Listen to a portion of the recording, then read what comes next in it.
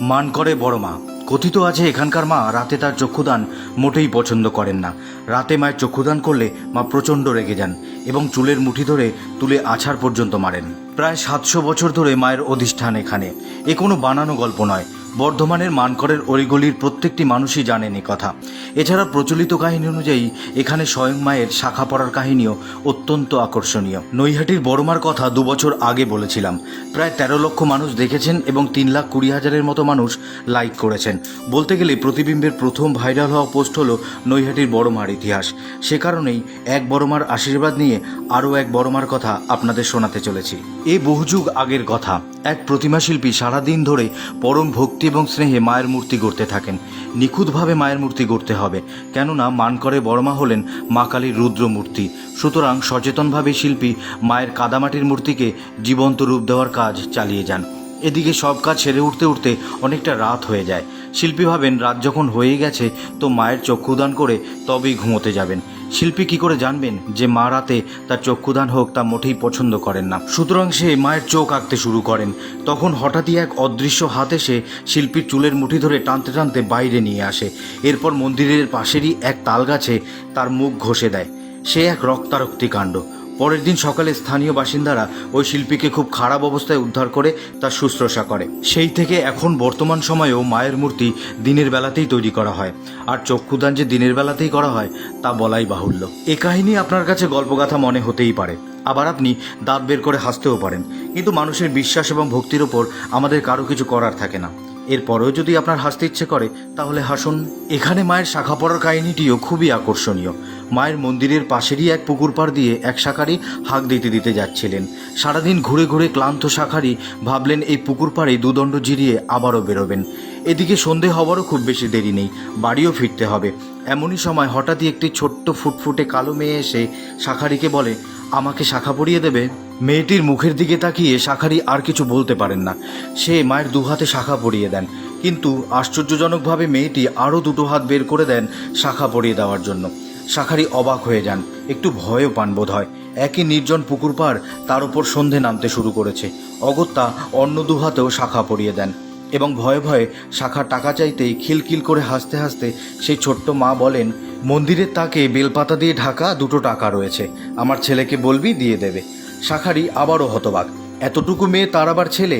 যাই হোক, সে মন্দিরে গিয়ে সেই মেয়ের ছেলের খোঁজ করতেই বাণীকণ্ঠ ঠাকুর, যিনি রামানন্দ গোস্বামীর পরে মায়ের পুজোর আদেশ পান, তিনি বেরিয়ে আসাতেই শাঁখারি সব ঘটনা খুলে বলেন।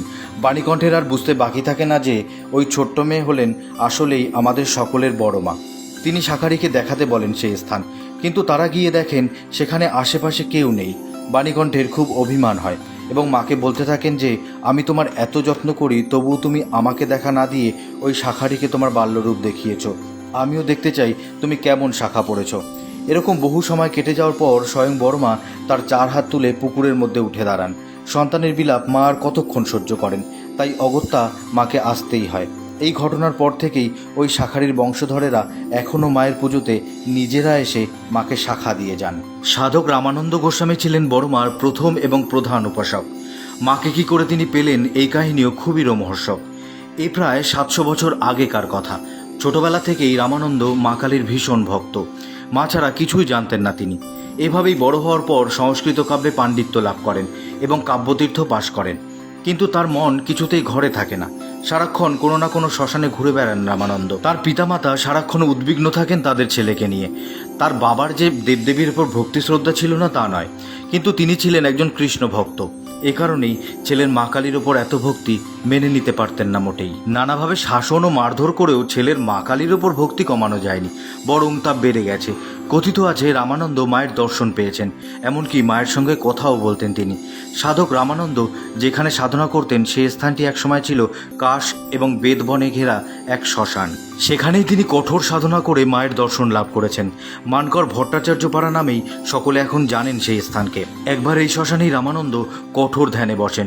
তখনই কেউ বা কারা তার বাবাকে এই খবর দেন। রাগে ক্রোধে তার বাবা শ্মশানে ছুটে আসেন। কিন্তু কি অবাক কাণ্ড, তিনি সেখানে মায়ের কোনো মূর্তি দেখতে পান না। তিনি সেখানে দেখেন শ্রীকৃষ্ণর মূর্তি। যাকে পুজো করছেন তার সুযোগ্য পুত্র সাধক রামানন্দ গোস্বামী। পরবর্তীতে এই শ্মশানেই পঞ্চমুণ্ডির আসন তৈরি করে মায়ের মন্দির প্রতিষ্ঠা করা হয় এবং এই মন্দির চত্বরেই রামানন্দ ঠাকুর তপস্যার মাধ্যমে যে 7 কলস জল এনেছিলেন ওই জলেই তাকে জীবন্ত সমাধিস্থ করা হয়। সাধক রামানন্দের পরে ঠাকুর বাণীকণ্ঠ ভট্টাচার্য মায়ের পুজোর ভার নিজের কাঁধে নেন এবং তিনি ছিলেন জমিদার সদাশিব ভট্টাচার্যের বংশধর। সাধক রামানন্দ গোস্বামীর সময়ে যেভাবে পুজোর রীতি ছিল সেসব অক্ষরে অক্ষরে পালন করতেন বাণীকণ্ঠ ঠাকুর। প্রথমত মায়ের পুজোর জন্য 8 রকমের ডালের প্রয়োজন হয়। এই 8 রকমের ডাল আবার 8টি উনুনে রান্না করা হয়। মনের ইচ্ছে পূরণের জন্য মাকে 20 সের 1 পোয়া মানে 20 কেজি 250 গ্রাম চালের অন্নভোগ দেওয়া হতো। এছাড়াও নানা ভাজাভুজি, শাক, শুক্তো, পুকুরের মাছ, নশলি চালের নৈবেদ্য, গোবিন্দভোগ চালের সুগন্ধিত পায়েস, এছাড়া সবথেকে আকর্ষণীয় ভোগ হিসেবে মাকে 5 সের অর্থাৎ 5 কেজি ওজনের 2টো বিশাল আকারের কদমা দেওয়া হতো। আর পাঠাবলি তো ছিলই। মানকরের বড় মায়েরা নাকি 3 বোন। মেজ বোন হলেন খ্যাপাকালী, যিনি মানকর ডাঙ্গাপাড়ায় থাকেন। ছোট বোন হলেন পঞ্চানন কালী, যার বাস পালপাড়ায়। বাণীকণ্ঠ ঠাকুরের বংশধর এবং নানান মানুষের সহযোগিতায় এখনও মায়ের পুজো এবং ভোগ সেই প্রাচীনকালের নিয়মেই মাকে উৎসর্গ করা হয়। ঠাকুরের বংশধরদের মধ্যে উল্লেখযোগ্য হলেন মুক্তিপদ ভট্টাচার্য এবং সুশান্ত ভট্টাচার্য। পুজোর দিন এখানে সারা রাতব্যাপী ভক্তরা মায়ের প্রসাদ লাভ করতে পারেন। এখন মায়ের নতুন মন্দির প্রতিষ্ঠা করা হয়েছে ঠাকুরেরই বংশধর সুদীপ এবং সুশান্ত ভট্টাচার্যের উদ্যোগে। মানকরের বড়মার যে রোমহর্ষক কাহিনী শুনলেন আপনারা এতক্ষণ, হয়তো আমার মতো আপনারাও একবার মায়ের কাছে গিয়ে তাকে দর্শন করতে ইচ্ছে করছে। দেখুন, আমি তো বম্বেতে থাকি, ইচ্ছে থাকলেও উপায় নেই। আপনি যদি এই মুহূর্তে বাংলায় থাকেন বা কালী পুজোর আগে আগে কলকাতায় থাকেন, তাহলে চলে জানি না বর্ধমান মানকরের বড়মার কাছে নিজের চোখে মাকে দর্শন করা এবং স্পর্শ করা সৌভাগ্য থেকে নিজেকে বঞ্চিত করবেন না। ফেরার পথে না হয় নৈহাটির বড়মাকেও দর্শন করে ফিরবেন। একসাথে 2 বড়মার দর্শন আপনাদের জীবনে সুখ, সমৃদ্ধি এবং সর্বোপরি শান্তি নিয়ে আসুক। ভালো থাকবেন সকলে।